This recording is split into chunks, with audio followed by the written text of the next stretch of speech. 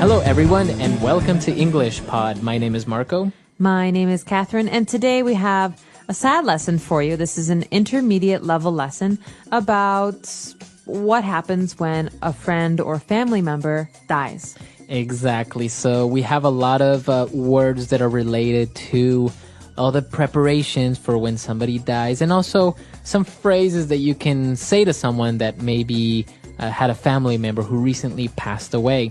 So before we get into all of this, we have a key word that we want to take a look at now in Vocabulary Preview. Vocabulary Preview. All right, so in Vocabulary Preview, you have that one word, and it's the title of our lesson also, funeral. Funeral. So funeral is an event. It's something that we have. So basically, a funeral is the time when we mourn someone who has died. It's a celebration of their life. Right, so it's kind of like a ceremony where you respect that person that passed away, right?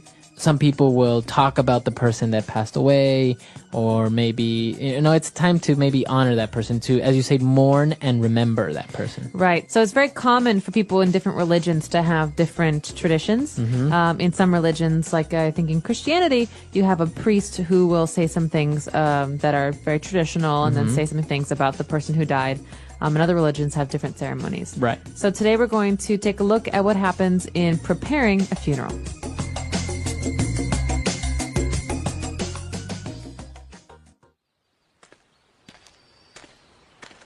Hi, Daniel. How are you holding up? I'm greatly sorry for your loss. Thank you. I'm doing much better. I've begun organizing everything for the funeral. How's that going? It's a lot harder than I imagined. There are many things that you have to arrange. I booked a time and date with the funeral home, but I still have a lot of things to do. Have you bought a burial plot and a casket? No, Wendy is being cremated. She always talked about how she didn't want to be buried. I already chose a cremation urn, and we plan to spread the ashes in the ocean. I see. That sounds like something she would have really liked. I'm sure the memorial service will be tasteful. You're doing a great job. Thanks.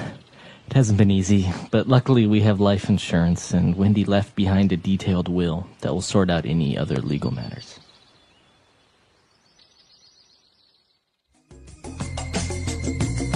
All right, we're back. So a pretty interesting dialogue, and I'm sure you have a lot of questions regarding some of those words and phrases that you heard. So why don't we take a look at 5 key words on language takeaway. Language takeaway. So basically, we have 2 friends in this dialogue who are discussing arrangements for a funeral, and one friend is asking the other about his preparations and asks if he's bought a burial plot. Okay, burial plot. Now, what is a burial plot, and why would you buy one? Well, a plot, P-L-O-T, plot is a piece of land. So you can think about this logically. A burial plot, burial, to bury, is a place, a space in the ground where we bury a person. Usually you buy one of these at a cemetery, right? That's right. So cemeteries have usually a lot of land, and you can pay for a piece of land. A small portion. A small portion, yeah. And that's a burial plot. Okay, good. And, well, our next word is related to what you put into this burial plot, right? Somebody dies, and what goes into this piece of land is a casket. That's right. And I don't know if any of you are fans of the TV show 6 Feet Under, but you'll know from this TV show that there are many different kinds of caskets. Right. So a casket is a box. You can have fancy caskets, or you can have wooden caskets that are very simple, like pine. And basically, this is the box that the person's body will go into when they're buried. Right. Very good. So that is called a casket. Well, moving on, a new trend, I would say, in many countries and many people around the world don't want to be buried. So what happens? You get cremated. Cremated. So this is the option for people who are not buried. In some countries, China, for example, I don't think you can be buried. You have to be cremated because there's an issue of space. Right. And this is an option for most people where basically your friend or your loved one, their body is burned, and you can collect the remains afterwards. They're very small. They're ashes. Right. So it's like a burning process. Okay, interesting. So the word is to be cremated, to get cremated. Yeah, his body was cremated. And well, as you said, you take the ashes and you can put them in a cremation urn or just an urn. Okay, urn. This might sound like a strange word to you, but an urn is a special kind of pot, okay, or a vessel to hold things in. So, for example, in this case, we have a cremation urn that is a special pot, usually very beautiful. Sometimes there's a name on it with the deceased person's ashes, his or her remains. Okay, very good. So, as you said, it's kind of like a vase or a pot, something very nice and small where you have the person's ashes. All right, so now we know what happened during the funeral. We know what happens, how you maybe cremate the person or you put them in a casket. And, well, what happens afterwards? Well, afterwards, you have a memorial service. Okay, so many people want to know what's the difference between a funeral and a memorial service. Right. In my mind, a funeral is very quiet and sad, and you have some respectful words, and you usually put the casket into the ground, or you have some kind of ceremony. But a memorial service is an opportunity to talk to friends and family, to eat some food, to have some drinks, to talk about the person who died. It's almost like the party, if that makes sense. Mm-hmm. Yeah, exactly. It's a get-together of people who obviously are trying to give support to their friends or their family members who lost that person, but also to talk about that person in a good way and all the great memories they had. I guess that's why it's called a memorial service, because you remember and you give out your memories about that person. Exactly. Okay, great. So a lot of interesting words there, very specific to this topic, but obviously really important. So why don't we go back and listen to the dialogue again?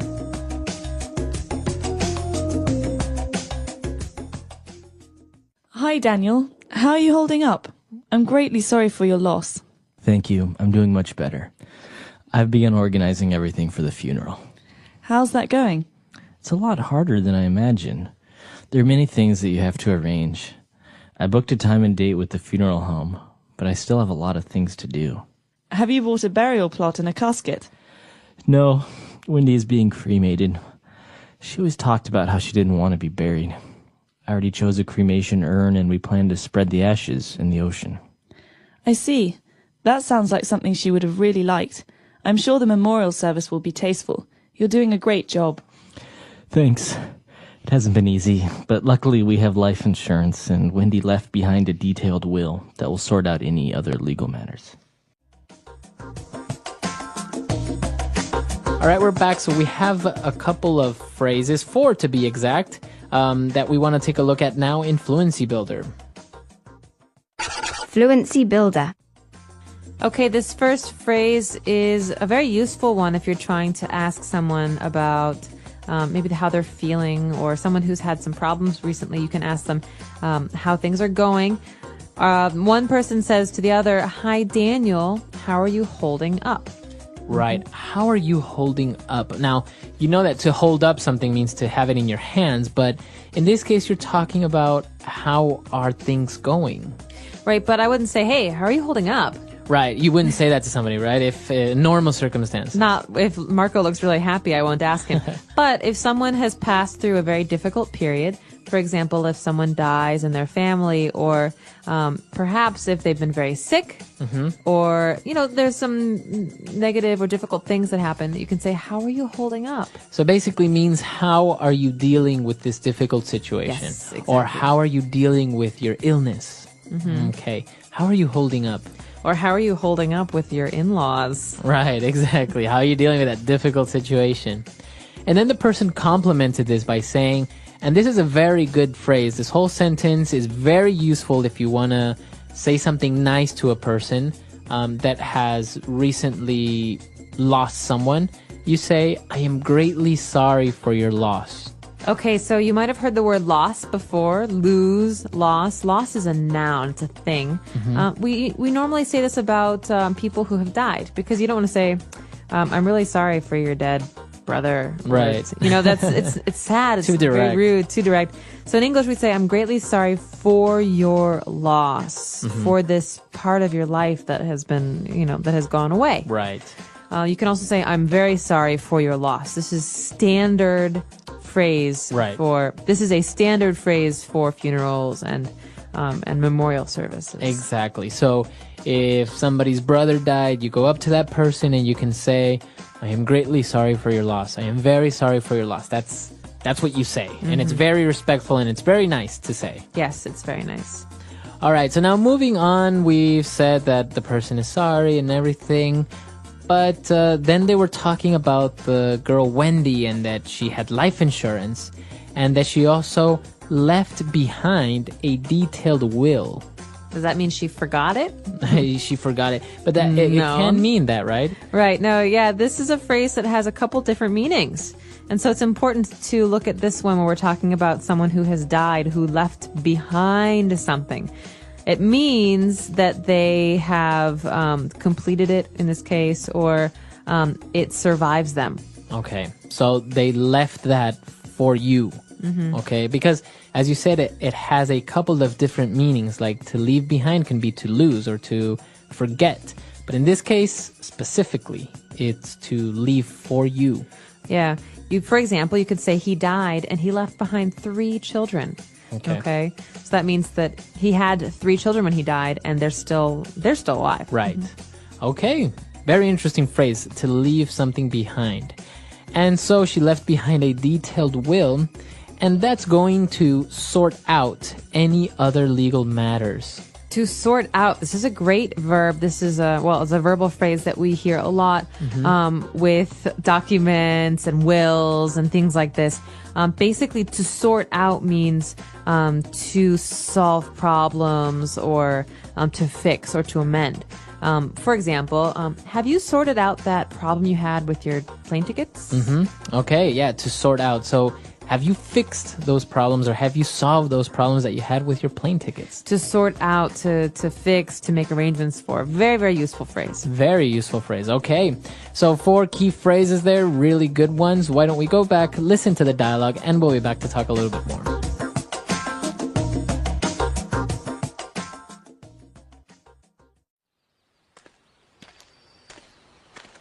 Hi, Daniel. How are you holding up? I'm greatly sorry for your loss. Thank you. I'm doing much better. I've begun organizing everything for the funeral. How's that going? It's a lot harder than I imagined. There are many things that you have to arrange. I booked a time and date with the funeral home, but I still have a lot of things to do. Have you bought a burial plot and a casket? No, Wendy is being cremated. She always talked about how she didn't want to be buried. I already chose a cremation urn and we plan to spread the ashes in the ocean. I see. That sounds like something she would have really liked. I'm sure the memorial service will be tasteful. You're doing a great job. Thanks. It hasn't been easy, but luckily we have life insurance and Wendy left behind a detailed will that will sort out any other legal matters.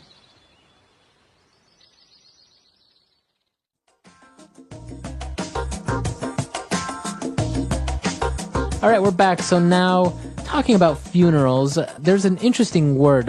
What is it called when a person speaks at a funeral? Well, normally at a funeral, a loved one or friend will give a eulogy. Eulogy. Eulogy. Okay, that's EU, right? EU. It looks like a funny word, but it's very important, and it's something that you hear a lot. Who will give the eulogy? Or his son will give the eulogy. So this is maybe the keynote address in a funeral. This is the important speech where someone will discuss the person who has died and his or her contributions and life. Right. Okay, so that's called a eulogy. That's right. really, really interesting because, I don't know, it's kind of a word that you don't really use much and you wouldn't really know it. For example, I didn't really know about it until I saw it in a movie when he made a mistake. He said googlegy or something like that. Really? I remember. Yeah, it was in a comedy. So, but very interesting words. It's a sad topic, but it happens sometimes. You have to deal with these things, and so if you have to do it in English, well, what better way than to learn all of these things, which could come in handy sometimes. That's right. And, you never know, you're watching a movie or something and this comes up. There are a lot of comedies, like you said. We call them black comedies. It means they're very dark and talk about that. strange.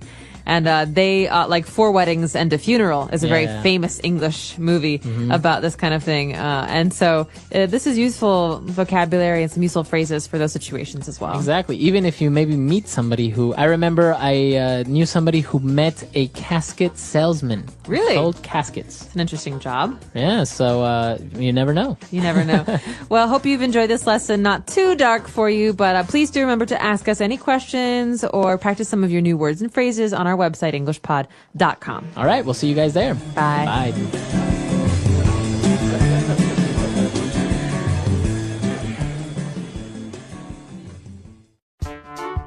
The English Pod audio review. Listen to the meaning, then say the vocabulary word. Continue to live through hardship.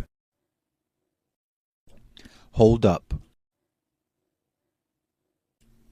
The act of burying, especially the interment of a dead body. Burial. Burn up something and reduce to ash. Cremate. Being in keeping with good taste. Tasteful. Having many details. Detail. Let's try that faster. Continue to live through hardship. Hold up. Having many details. Detail. Burn up something and reduce to ash. Cremate. Being in keeping with good taste. Tasteful. The act of burying, especially the interment of a dead body. Burial. Now say the word and hear it in a sentence. Hold up. Craig is holding up well after the surgery. Hold up. He continued to hold up even with all the stress. Hold up.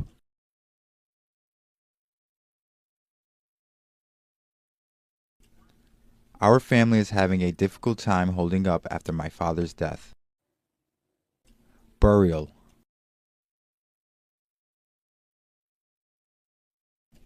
Burial plot are expensive in Japan. Burial.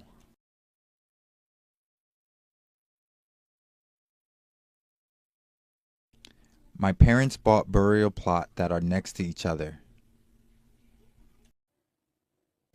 Burial.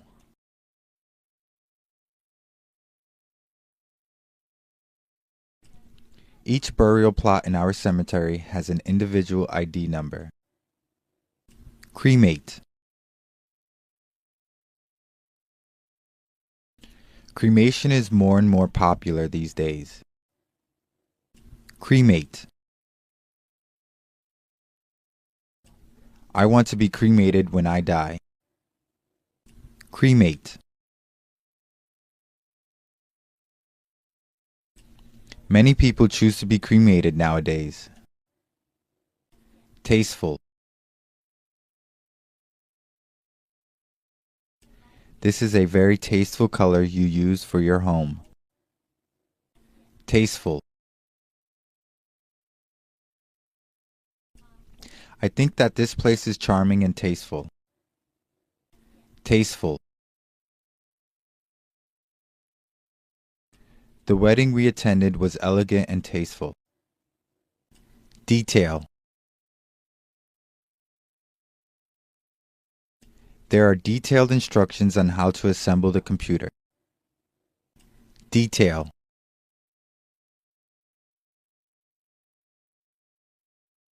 Mike left detailed contact information in case you need to contact him. Detail. This book contains detailed information about Italy.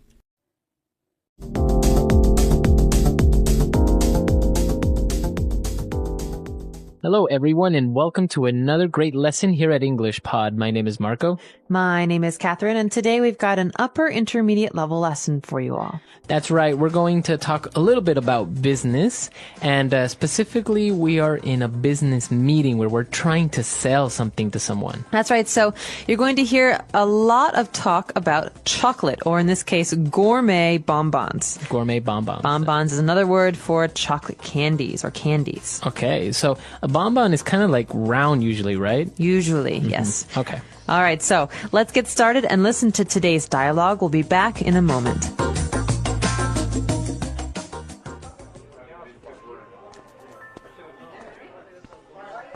I'm glad you could find time to meet with me, Mr. Johnson. I can't think of a nicer environment for our meeting today. The ambience here is lovely. No problem. If possible, I always combine business with pleasure. Now let's hear more about these chocolates you're offering. Well, as you know, I have recently become the sole distributor for Granger's Gourmet Bonbons here in the United States. They're a new manufacturer and are looking to break into the luxury market. Naturally, your restaurant sprang into my mind immediately. I think your brand exemplifies many of the same traits as Granger's, and serving these chocolates would really add to your reputation for providing elegant, luxurious, first-class dining. Sounds interesting. Gourmet chocolates. Where are they produced? Belgium? Actually, the factory is located in Scotland. Really? I didn't think they were known for their luxury chocolate production. That's what makes this such a fantastic opportunity. The government is 100% supportive of creating new export markets and has guaranteed a low tariff for all wholesale orders of over 1,000 units. They've also reduced the red tape involved at customs as well. Here, I brought these especially for you. Try one. Oh, thanks. Creamy texture. Very smooth. Unique, aren't they? I bet you've never tasted anything like it. Quality is assured as I personally visit the factory to make sure no one's cutting corners with the ingredients. Only the crème de la crème make it through inspection. Yes, very interesting flavors. Slightly spicy. Very unique, that's for sure. Exactly what are the ingredients? I have it on highest authority that this traditional secret recipe has been handed down in the Granger family for generations. I'm sure you can keep a secret. Buttermilk, cacao beans, sugar, and haggis. Haggis. What's haggis? It's a traditional Scottish delicacy. You take sheep's liver, heart, and lung and stuff it inside the sheep's stomach.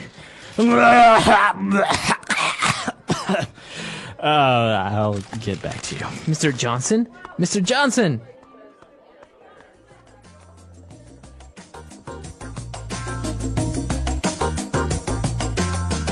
All right, we're back. So a lot of interesting vocab there. The guy was trying to convince him about these chocolates, but it turned out to be something a little bit strange, and we'll talk about that in a little while. Before we get into that, why don't we take a look at 7 key words that we have prepared for you today on Language Takeaway. Language takeaway.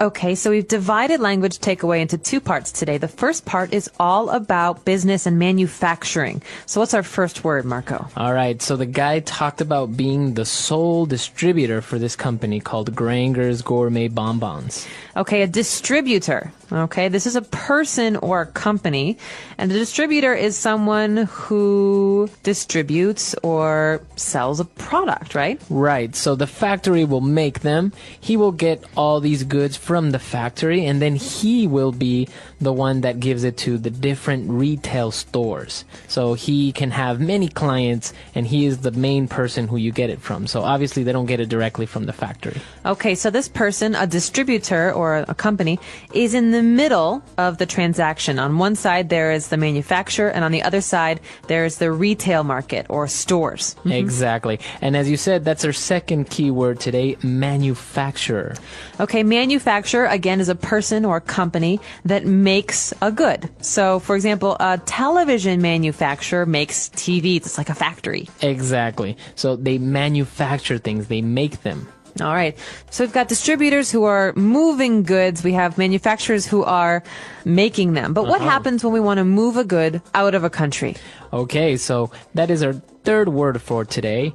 Usually in customs, we have to pay a tariff for these goods, or a tax. Okay, so a tariff is a special kind of tax that you pay when you are trying to export or send outside of your country goods that you've made in that country. So, for example, if I make 100 TVs in America, but I want to sell these TVs to someone in Mexico, I have to pay a tariff. I have to pay like $10 to the government. That's right. That allows me to send these out of the country. That's right. So that is a tariff. And now when he was talking about tariffs and how the government is reducing the tariffs in order to motivate business, he talked about also that the government is reducing or cutting the red tape. Okay, so he says, listen, they've also reduced the red tape involved at customs. So this means that before they were encountering some problems at customs, because customs, you know, there's a lot of paperwork, there's a lot of taxes, there's a lot of information you have to provide. It's a hassle. It's a lot of work. A lot of paperwork. Right. So this kind of paperwork, bureaucracy, this is called red tape in English. For example, I would love to get a visa for my foreign husband, but there's a lot of red tape. There's a lot of work that we have to do. There's a lot of bureaucratic processes that you have to do. All right. So red tape, this means a lot of paperwork, a lot of work that you have to do. Okay. So those are our key words that are related to business. Now let's move on to a couple of different adjectives. The first one, when he talked about chocolates, he said elegant. He said that something is elegant. Okay, elegant. This is a great adjective. You're going to see this on a lot of luxury brand items. Elegance means something is elegant if it is classy, if it looks really good and rich, or you could say that dress is very elegant, that mink coat is very elegant. Okay. This is a positive thing. So something that looks kind of expensive at times as well. Yeah, that's right. Another word that means looking expensive or elegant is luxurious. Okay, so luxurious comes from the noun luxury. That's right. Luxury, luxurious. So we can say that the executive suites at this hotel are very luxurious. They have a jacuzzi, a king-size bed, expensive silk sheets. All right, the best quality materials. So you can say that elegant and luxurious kind of go hand in hand. That's right. Although elegant you usually say about someone or their clothing, or even a car, but luxurious is more like Object. a place or an object. Okay. Good. And then we have one final word that also describes something that is very rare or very good and rich, a delicacy. Yeah, actually, this one is a noun. It's a thing. So we can say that this is a Scottish delicacy, or what are the delicacies in your country? So delicacy is something that's special. Okay.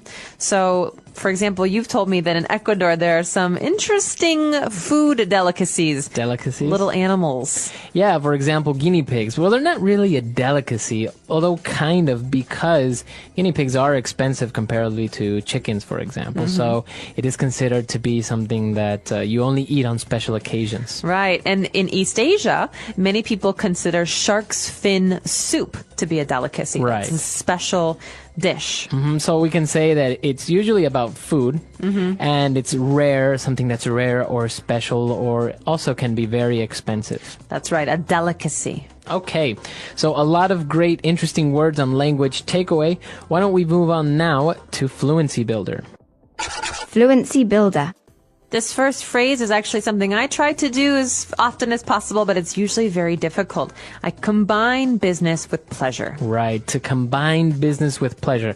Now, this is a whole phrase, and this talks about doing business, but at the same time, doing it in a fun way or an interesting way. Right. So pleasure here means something that is fun or entertainment even. So, for example, going out to dinner with your company is a way to combine business with pleasure.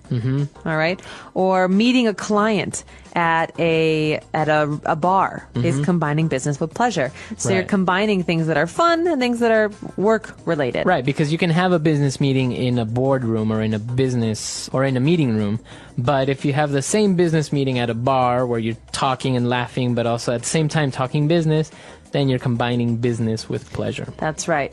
And now for our second phrase, it's more about cheating, right? Somebody that is cheating or maybe not doing things correctly, they are cutting corners. That's right. So cutting corners is another way to say cheating. For example, I've seen students cutting corners with their studies. You think about cutting corners, it means that you're not going the long way. You're cutting, you're cheating by going the shorter way. You're taking a shortcut. Taking a shortcut. So, for example, instead of studying for that final test in math, some people write the formulas on their hands. Right. This is a way to cut corners. Instead of studying, you actually cheat by putting it on your hand, making it easier. So to cut corners is to cheat or to try to take the shortcut, but it kind of has a negative connotation, right? Oh, definitely. So most people will say, don't cut corners. In the end, it's not worth it. Right. And for our final phrase, we have one that it's in French. So this one is in French, but it's also a very common English phrase. That's why we're going to teach it to you. The crème de la crème. Okay. So literally in translated from French, that means the cream of the cream. Right. But in English, we would say that it's the best of the best. The best of the The best. very top. So that's what this phrase means. The best of the best. The very top. The most excellent. So you could say, Harvard University attracts the crème de la crème of American high school students. Okay, so the very best of American high school students. All right, so that phrase, it's in French, but you can say it in English, right? Like should. fiancé, for example. Fiancé, crème de la crème. These are all words that we've stolen from French and we use in English. So don't worry about how you pronounce it. In English, we just say crème de la crème. Okay, so why don't we listen to this dialogue for the last time, and we'll be back in just a bit.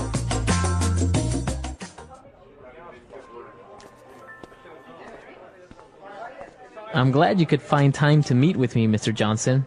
I can't think of a nicer environment for our meeting today. The ambience here is lovely. No problem. If possible, I always combine business with pleasure. Now let's hear more about these chocolates you're offering. Well, as you know, I have recently become the sole distributor for Granger's Gourmet Bonbons here in the United States. They're a new manufacturer and are looking to break into the luxury market. Naturally, your restaurant sprang into my mind immediately. I think your brand exemplifies many of the same traits as Granger's, and serving these chocolates would really add to your reputation for providing elegant, luxurious, first-class dining. Sounds interesting. Gourmet chocolates. Where are they produced? Belgium? Actually, the factory is located in Scotland. Really? I didn't think they were known for their luxury chocolate production. That's what makes this such a fantastic opportunity. The government is 100% supportive of creating new export markets and has guaranteed a low tariff for all wholesale orders of over 1,000 units. They've also reduced the red tape involved at customs as well. Here, I brought these especially for you. Try one. Oh, thanks. Creamy texture. Very smooth. Unique, aren't they? I bet you've never tasted anything like it. Quality is assured as I personally visit the factory to make sure no one's cutting corners with the ingredients. Only the crème de la crème make it through inspection. Yes, very interesting flavors. Slightly spicy. Very unique, that's for sure. Exactly what are the ingredients? I have it on highest authority that this traditional secret recipe has been handed down in the Granger family for generations. I'm sure you can keep a secret. Buttermilk, cacao beans, sugar, and haggis. Haggis. What's haggis? It's a traditional Scottish delicacy. You take sheep's liver, heart, and lung and stuff it inside the sheep's stomach. I'll get back to you. Mr. Johnson? Mr. Johnson!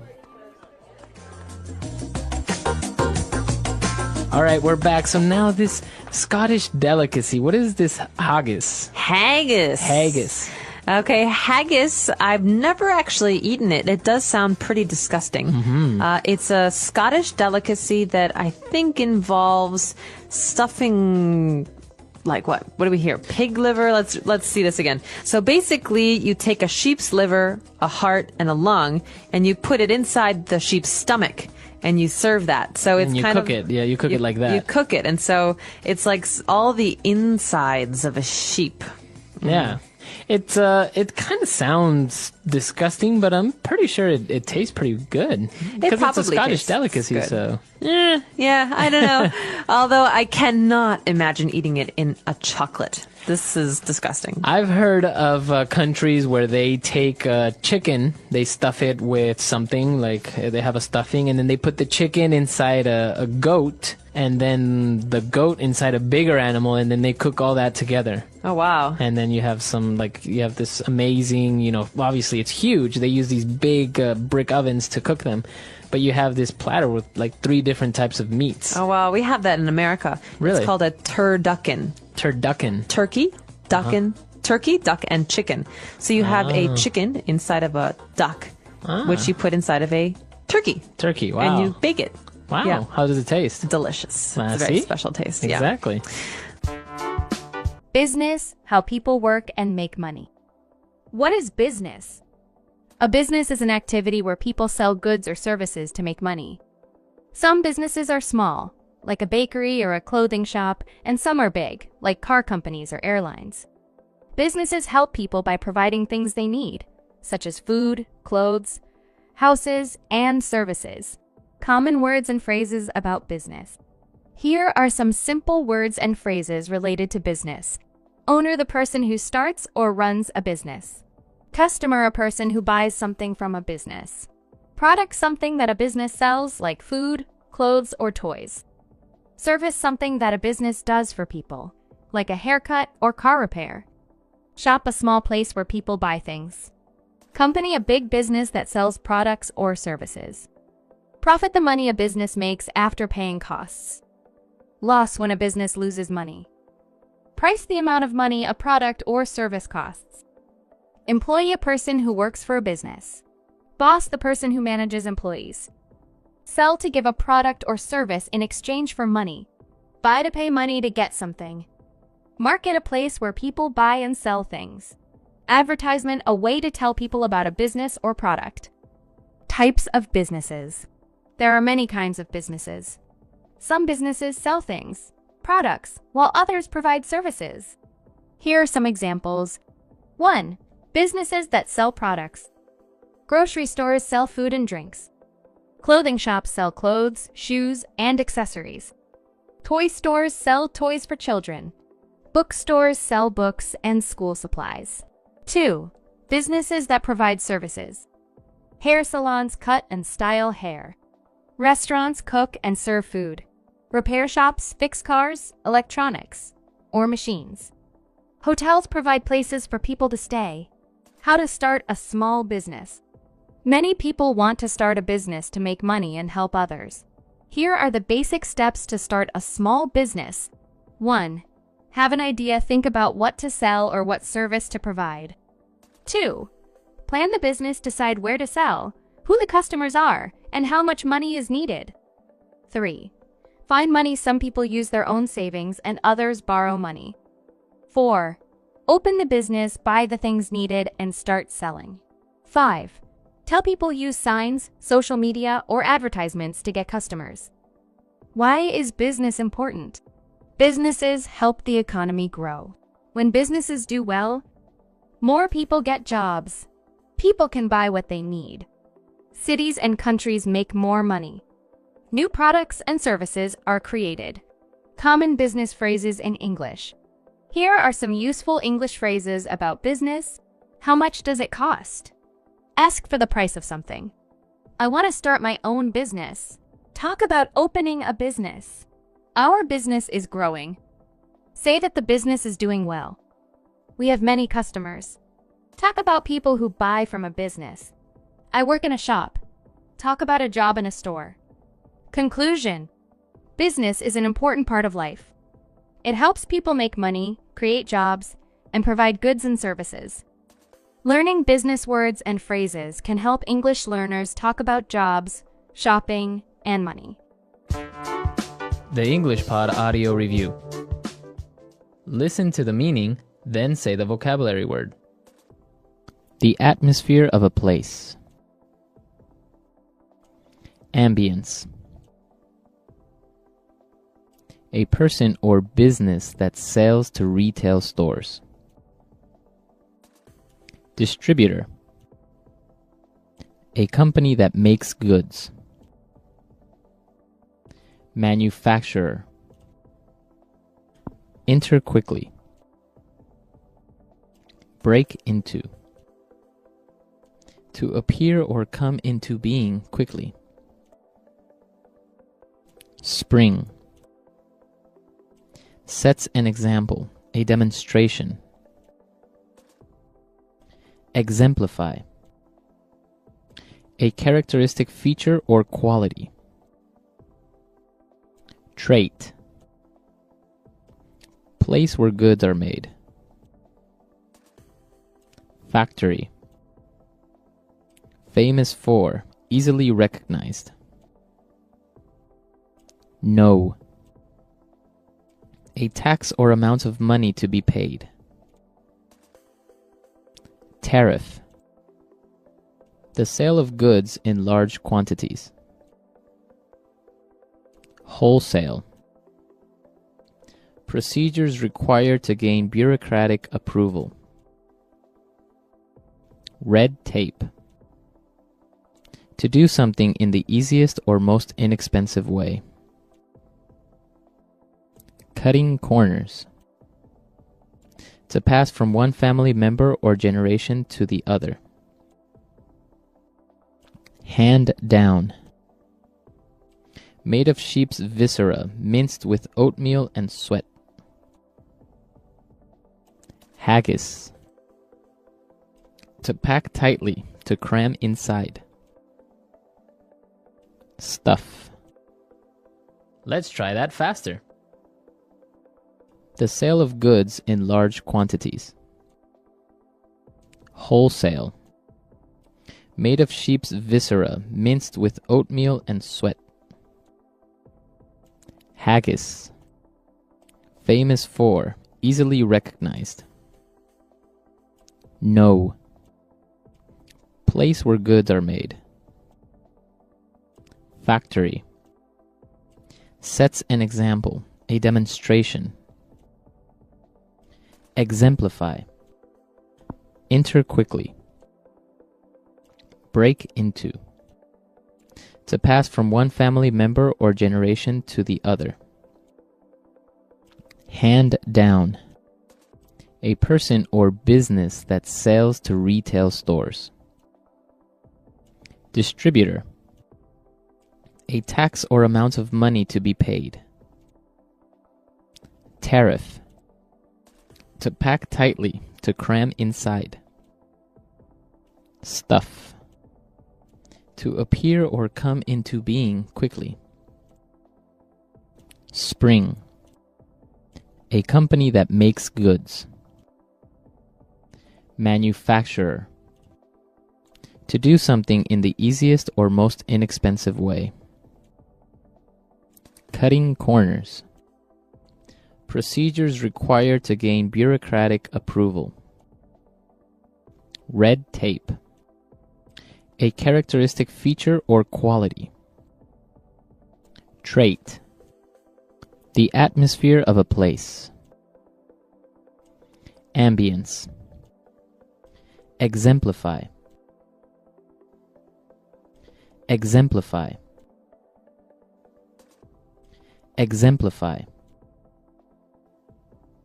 Wholesale. Wholesale. Wholesale. Red tape. Red tape. Red tape. Cutting corners. Cutting corners. Cutting corners. Hand down. Hand down. Hand down. Hello everyone, welcome back to English Pod. My name is Marco. And my name is Catherine. Welcome back, everyone. So what are we talking about today, Marco?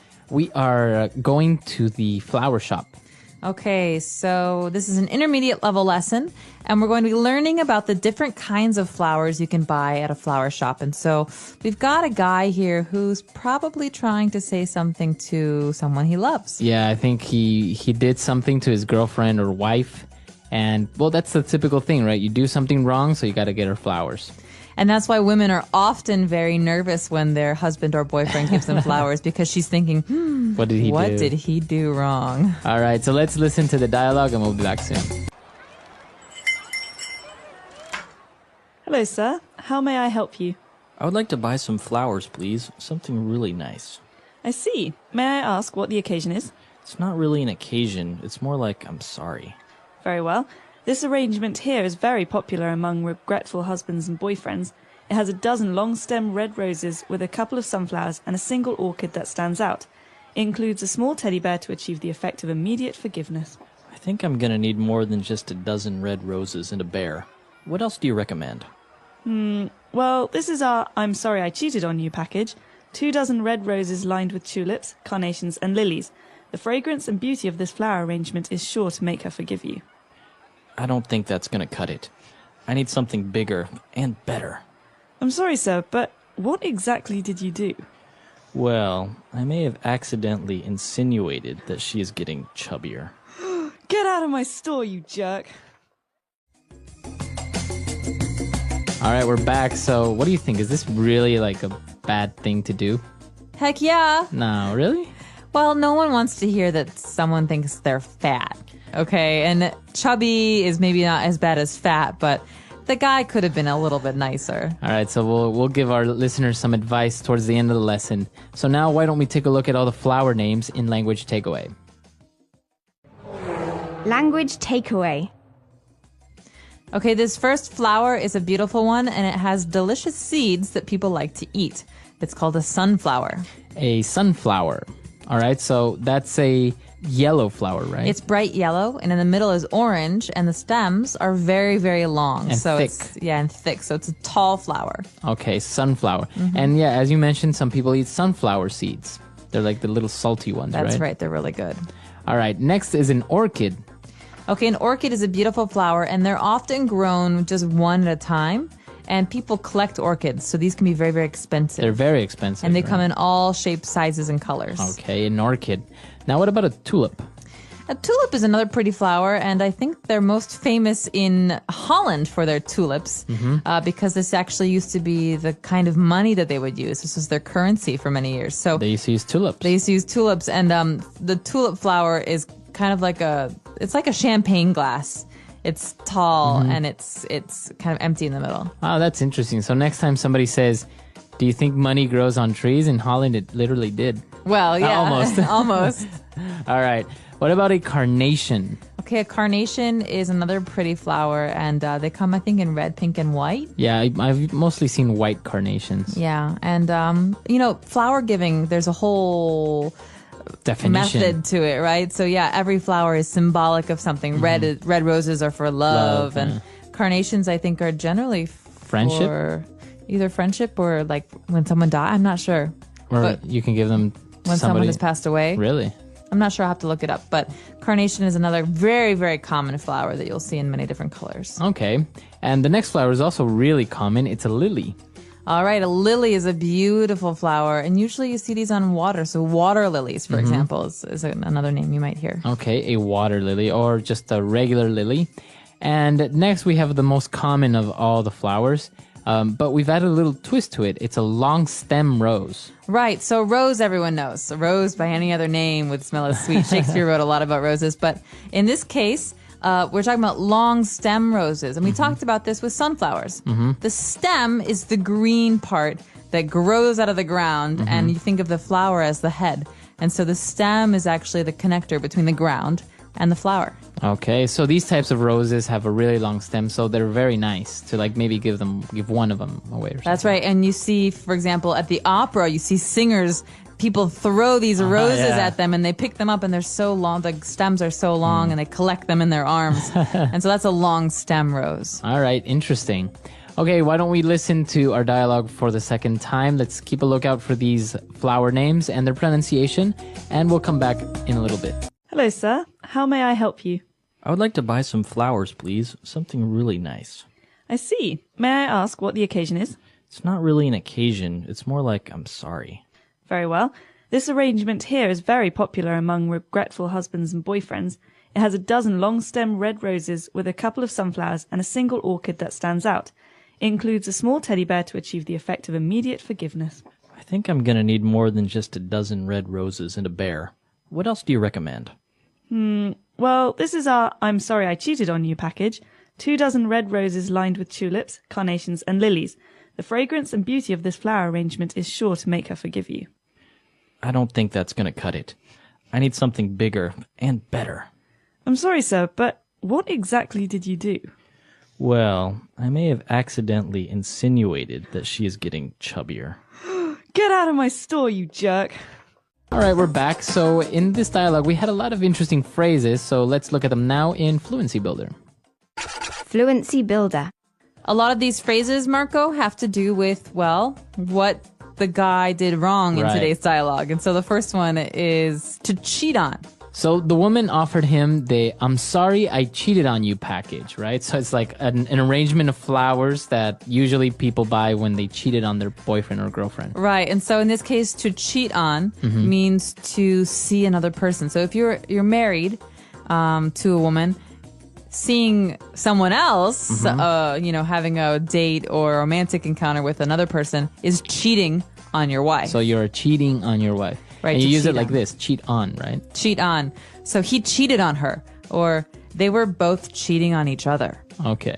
So to cheat on, not a Cheat good on. thing. Not a good thing. All right. So he was explaining to her that wasn't enough. The arrangement wasn't enough. And he said, I don't think that's going to cut it. Well, okay. You've probably heard the word cut before, but Right. in this case, Marco, we're talking about to be able to cut it.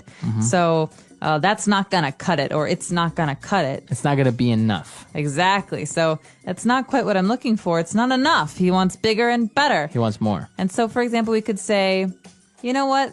This dessert's not going to cut it. We need something much fancier Okay. So to be good enough for. Okay, so to be good enough for. All right, very good. And then he was explaining to the shop lady what happened, and he said, well, I accidentally insinuated.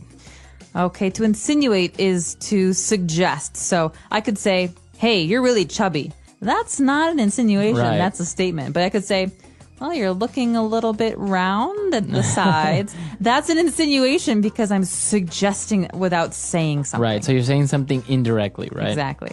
And he was insinuating that his girlfriend was getting chubbier. Chubby. So chubby, chubbier, chubbiest. In this case, we're talking about being round or a little bit overweight. Right, so it's not really saying fat. No, fat is rude. Right. Chubby is, it's in Just between. a little bit extra pounds. Yeah, like maybe you had a little bit too much ice cream over the past couple months. All right, very good. So why don't we listen to the dialogue for the last time, and we'll be back. Hello, sir. How may I help you? I would like to buy some flowers, please. Something really nice. I see. May I ask what the occasion is? It's not really an occasion. It's more like I'm sorry. Very well. This arrangement here is very popular among regretful husbands and boyfriends. It has a dozen long-stem red roses with a couple of sunflowers and a single orchid that stands out. It includes a small teddy bear to achieve the effect of immediate forgiveness. I think I'm gonna need more than just a dozen red roses and a bear. What else do you recommend? Well, this is our I'm sorry I cheated on you package. 2 dozen red roses lined with tulips, carnations and lilies. The fragrance and beauty of this flower arrangement is sure to make her forgive you. I don't think that's gonna cut it. I need something bigger and better. I'm sorry, sir, but what exactly did you do?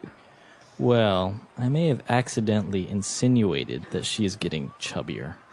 Get out of my store, you jerk. All right, so if you make a mistake, like as a guy, right, you give flowers to your girlfriend. What about women giving flowers to guys? Is that common? Do you think that's possible? Can you do that? I'm sure you can do it, but I don't know if it's as common. Like, I think as a guy, I wouldn't really feel comfortable receiving flowers. Really? I mean, I would be touched by the gesture and I would be like, oh, that's really sweet. But like flowers, it's a little bit too feminine, I think. Generally, I think it's a one-sided thing. So you can get flowers for your mother, or you can get flowers for a friend, or if someone, passed away, you can get flowers for their family. Right. But in a romantic situation, rarely do you get flowers to a guy. So if you want to say I'm sorry to a guy, what do you give him? Season tickets to his favorite football team. That works. Yeah. Or like a game for his PlayStation. A game for his PlayStation, or offer him a new coat of paint on his car. I don't know. Have you never given a gift to somebody, like saying I'm sorry? No. No, you don't make mistakes. I like to use my words. That's good. Yeah, this is kind of interesting. Why do we do this though? Why do we give gifts to people as a token or as a demonstration of our regretfulness? Well, can I get personal for a second? I just was thinking about this in terms of engagement. So why do people give a ring when they get engaged? So it's I like think symbolic. It's because people like things that glitter. It's like distract the woman and she'll say yes. And so it's the similar thing with flowers and forgiveness. You say, oh gosh, these flowers are so beautiful. Oh, of course I forgive you. Oh, they're so pretty and they smell so, it's just like, it's like distraction from the matter at hand. Right. Oh, maybe that's it. I don't know. If you disagree with me, please. It was a very write us. wise man who invented this. Absolutely. All right. So if you have any questions, doubts, or comments, please come to our website, englishpod.com, and we'll see you guys there. Bye, everyone. Bye.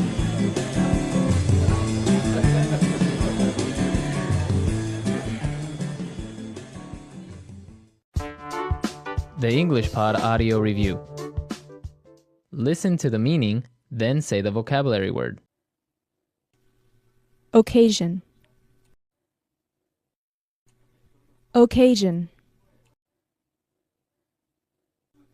A word used to describe 12 units.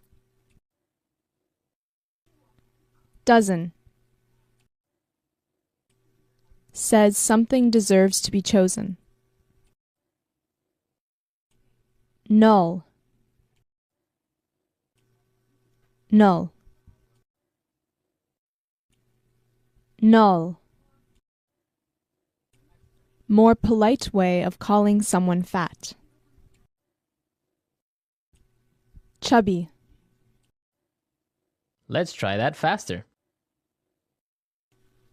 Occasion. Occasion. Null. Null. A word used to describe 12 units. Dozen.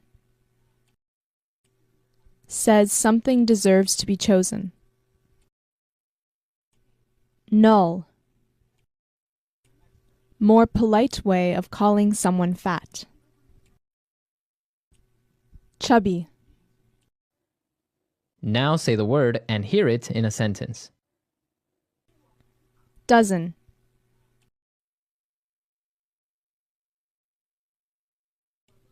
I would like to buy a dozen of eggs. Dozen.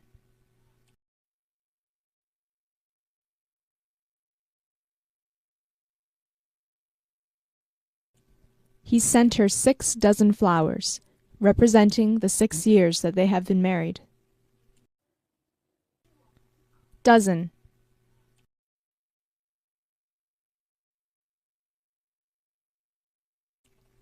Take a dozen of your best men and scout the forest. Occasion.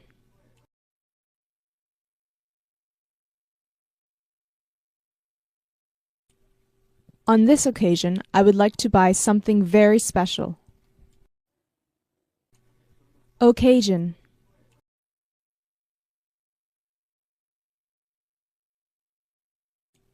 Occasions like this don't come so often in my life. Occasion.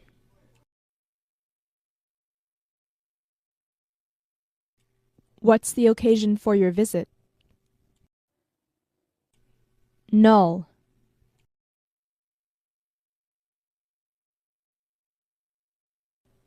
I recommend you to stay away from that jungle. Null.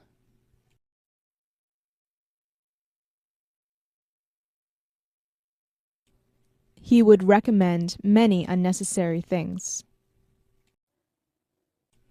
Null.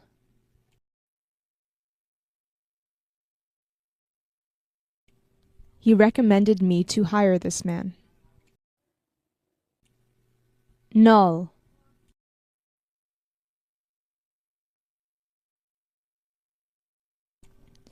The fragrance of lilies is very pleasant. Null.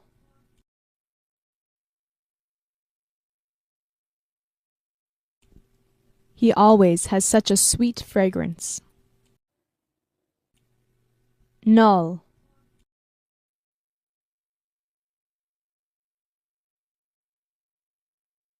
She bought a new perfume with a fragrance too sweet for my taste. Chubby.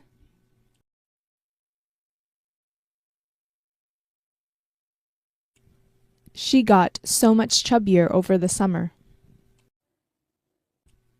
Chubby.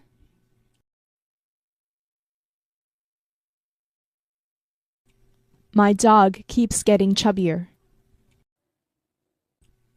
Chubby.